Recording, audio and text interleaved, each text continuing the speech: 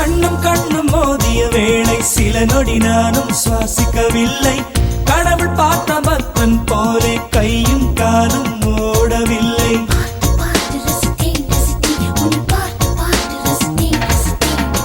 தேவதையும் பேருந்தில் வருமா, கனவா நனவா தோன்றவும் இல்லை. நல்ல வேளை சிறகுகள் இல்லை, நானும் அதனால் நம்பவில்லை. நெற்றி என்ற மேடையிலே ஒற்றை முடியை ஆடவிட்டார்.